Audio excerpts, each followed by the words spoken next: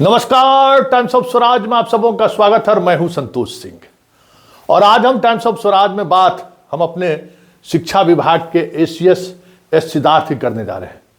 देखिए, आज हमने क्या थंबनेल बनाया, प्रयोगधर्मी एस सिद्धार्थ।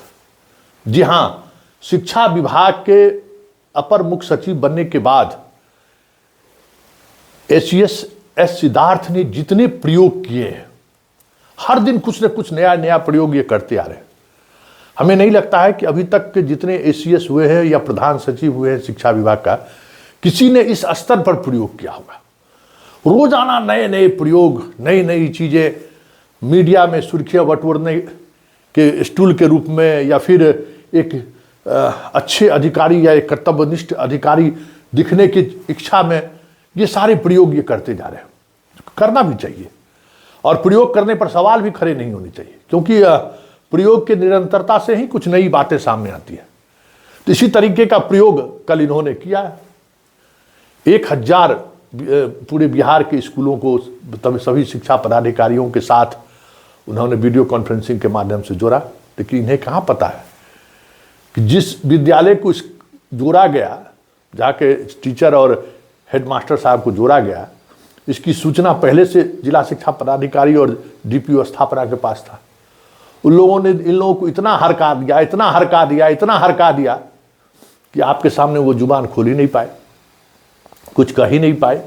अगर आप वाकई में कुछ चाहते हैं कि फीडबैक लें हेडमास्टर से या शिक्षकों से, तो इंडिविजुअली, मतलब शिक्षा विभाग के पदाधिकारियों को इसकी जानकारी नहीं हो, सिर्फ आप स्कूलों के से सीधा जुड़िए।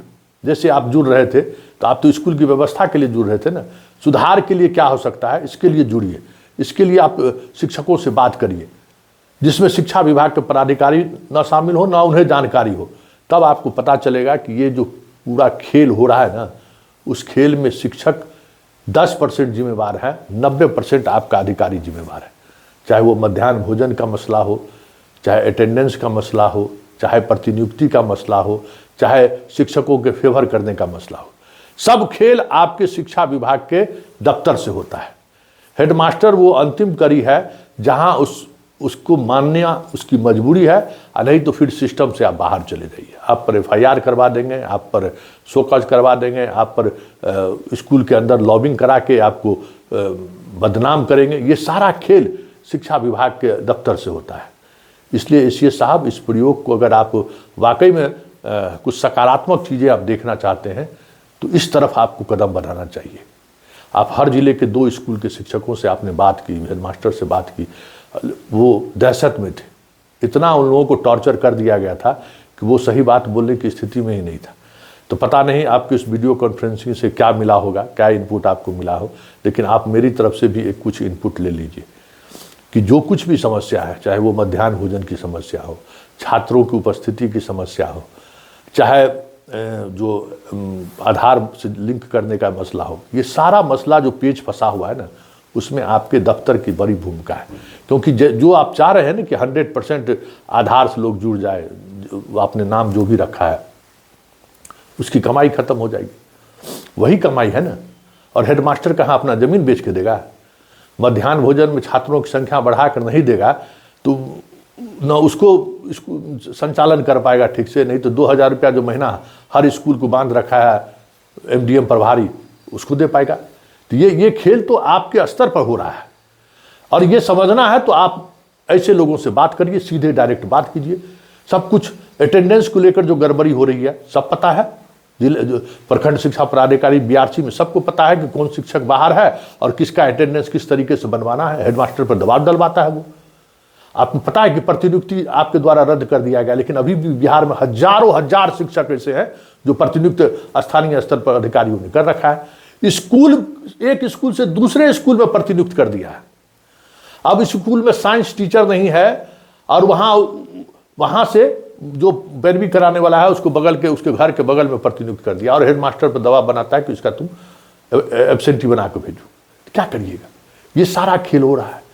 तो ये सारा खेल आप समझ सकते हैं कि ये तभी आप उस पर कार्रवाई कर सकते हैं जब आप सीधी बात कर सकते हैं। पहली बात कि आपके प्रयोगधर्मिता का क्या रिजल्ट आया होगा आप समझ सकते हैं। दूसरी जो सबसे महत्वपूर्ण बात है कि प्रयोग की भी एक अपनी सीमा है।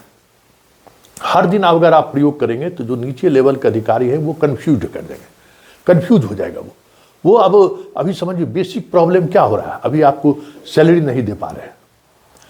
विशिष्ट शिक्षक के ज्वाइनिंग को लेकर जो प्रोसेस पूरा होना था उसको ई शिक्षा कोर्स पर डालना था टेक्निकली, उसमें आपका नहीं हो रहा है। हाई कोर्ट का आदेश जो हुआ कि जो लोग महिला शिक्षक जो बिहार से बाहर के हैं, जो एजुकेशन का लाभ उठाए हैं, जो न्यूनतम योग्यता का जिसने लाभ उठाया है, उसको हटाने की आपने बात की, वो पूरा नहीं हो रहा है। थंब इम्प्रेशन नहीं हो रहा है, फर्जी शिक्षकों की जांच नहीं हो रही है। तो ये आपका बेसिक फोकस होना चाहिए, जिस पर फोकस करने नहीं दे रहा आपका शिक्षा विभाग का अधिकारी। वो चाहता है कि इससे किसी तरीके से आपका ध्यान बटा रहे और खेला करते रहे। सबसे बड़ी कमाई है। आज कल फिर एक हेडमास्टर साहब फोन किए थे कि एक मध्य प्रदेश की लड़की है, चली गई बिना किसी सूचना के, आज 5 महीने से गायब है। मुख्यालय को सूचना दे रहे हैं, कहे कुछ नहीं। अब पता नहीं उसका अब्सेंटी तो 0 जा रहा है, लेकिन जिला का स्तर पर उसका सैलरी का क्या हो रहा है हेडमास्टर को भी नहीं पता है। तो ऐसे हमें जानकारी मिली जब कल हमने खबर चलाया, तो लगभग ऐसे 1800-1900 शिक्षक हैं जो महीनों से बिना किसी सूचना के गायब है। उसको लेकर विभाग से आपको बात करनी चाहिए कि वो शिक्षक गायब है तो उस पर क्या कार्रवाई हुआ, इस शिक्षा कोष से उसका निरस्त करिए, उसको नोटिस भेजिए, उसको जो प्रक्रिया है उसको डिसमिस करने का, उसका सेवा समाप्त करने का, उस पर अमल होनी चाहिए। तो जो बेसिक सवाल है ना, उस सवालों पर चर्चा ही नहीं होता है। न शिक्षा विभाग के अधिकारी आपको चर्चा करने देते हैं। बस रोज आप भी प्रयोग में लगे रहते हैं। आज वीडियो कॉन्फ्रेंसिंग से बात कर लेते हैं, मोबाइल से बात कर लेते हैं, ट्रेन से चढ़कर चले जाते हैं। तो ये सारी चीज़ें जो है ना, मीडिया के लिए अच्छी खबर है। मीडिया इस खबर को हाथों हाथ लेगा, खबरों भी दिखाएगा। आप खबरों की सुर्खियों में आप बने रहेंगे जरूर, लेकिन इससे कोई बुनियादी बदलाव नहीं होगा। बुनियादी बदलाव होने के लिए आपको स्ट्रेस लेना होगा, आपको विभाग के सभी कामकाज में अपने आप को इन्वॉल्व करना पड़ेगा। तब आप समझ पाएंगे कि आखिर हो क्या रहा है। क्योंकि अभी जो कुछ भी हो रहा है ना, उसका वो जमीन पर नहीं उतर रहा है। आप जितने लेटर आप निकाले हैं खुद मूल्यांकन करिए ना, आपके लेटर का कितना अनुपालन हो रहा है। प्रशिक्षण आपने कहा कि जिला में हो, कहाँ जिला हो रहा है। आपने कहा कि 1 सप्ताह पहले प्रशिक्षण में जाने वाले शिक्षकों को आप सूचना दीजिए। ठीक कल जाना है तो आज उसको व्हाट्सएप पर मैसेज आता है कि आपको प्रशिक्षण में जाना है। कोई बदलाव नहीं है। तो ये सारी चीज़ें आपके आदेश के बावजूद जो समस्याएं हो रही हैं, उसका मूल्यांकन तभी होगा जब आप खुद इन्वॉल्व होइएगा। और रोज नया नया प्रयोग कीजिएगा तो पीछे वाली बातें छूट जाएगी, नई फिर बातें आ जाएगी, फिर नए चीज़ों को लेकर लोग सिरे से आगे बढ़ेंगे, फिर कुछ नई बातें आ जाएंगी। तो ये जो हो रहा है ना, इससे हमें नहीं लगता है कि शिक्षा विभाग में कोई बड़ा सुधार हो पाएगा।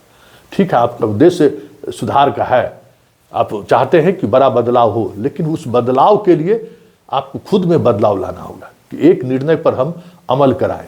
अभी देखिए ना क्या परेशानी हो रही है। विशिष्ट शिक्षक योगदान करके आपने मंगाए, आखिरकार ट्रांसफ़र की पॉलिसी आपने जो बनाई, या ट्रांसफ़र के मैटर आके बीपीएससी पर फंस गया ना। हम बार बार आपको कह रहे थे कि यहाँ तकनीकी तौर पर कई विभागों का इन्वॉल्वमेंट है, जो सिर्फ आपके करने से नहीं होगा। वित्त विभाग है, समान प्रशासन विभाग है, सारे विभागों को आपको कोऑर्डिनेट करना होगा, तब जाके आप जो है इस पूरे ट्रांसफ़र पॉलिसी को आप लागू कर पाएंगे। क्योंकि वो राज्य कर्मी है ना, सिर्फ शिक्षा विभाग का कर्मी नहीं है। जैसे ही आप इसको ट्रांसफर करिएगा तो वित्त विभाग सामने आ जाएगा, समान प्रशासन विभाग आ जाएगा कि आप प्रोबेशन पीरियड में ट्रांसफर कर सकते हैं नहीं, किस परिस्थिति में आपने ट्रांसफर किया। एक तरह का सो कॉज पूछना लोग शुरू कर देगा, कितना का आप जवाब दीजिएगा। तो ये सारी चीज़ें हैं। अब ठीक है, बहुत अच्छा है कि आप डायरेक्ट शिक्षकों से वीडियो कॉन्फ्रेंसिंग से जुड़ रहे हैं, उनसे स्कूलों की स्थिति में बात कर रहे हैं, लेकिन ये सारी चीज़ें तभी होंगी जब आप शिक्षा विभाग के अधिकारियों को अलग कर दें और उनको जानकारी नहीं दीजिए कि किस स्कूल से हम आज वीडियो कॉन्फ्रेंसिंग के माध्यम से पूरे बिहार के स्कूलों से जुड़ रहे हैं। डायरेक्ट बात करिए ना, सब नंबर तो आपके पास इस शिक्षा कोष पर है ही। आप एक दिन पहले नहीं, उसी दिन दोपहर में तय करिए, सबको व्हाट्सएप पर मैसेज कर दीजिए, जुड़ जाइए। जितने लोग जुड़ेंगे अपनी बात कहेंगे, पूरे स्कूल के लोग जुड़ के बात करेंगे आपसे। लेकिन ये एश्योरेंस के साथ कि शिक्षकों पर आप कार्रवाई नहीं कीजिएगा। शिक्षक अगर सत्य बोलता है तो आप उसको पनिश नहीं कीजिएगा। शिक्षक पर कार्रवाई नहीं हो, ये आपको प्रोटेक्शन देना होगा। तभी शिक्षक अपने विभाग के अधिकारियों के बारे में खुलकर बात करेंगे, हेडमास्टर साहब के बारे में खुलकर बात करेंगे कि आखिर परेशानी क्या हो रही है। नहीं तो फिर यही जैसे ट्रेन में चढ़े खबर बनी, आपने वीडियो कॉल करके अपने शिक्षकों से बात की, खबर बनी, मीडिया में सुर्खियों बटोरा। फिर इसी तरीके से ये काम कर रहे हैं, मीडिया में सुर्खियों बटोरेगी, मीडिया का हेडलाइन बनेगा, लेकिन कोई बदलाव नहीं होगा इससे।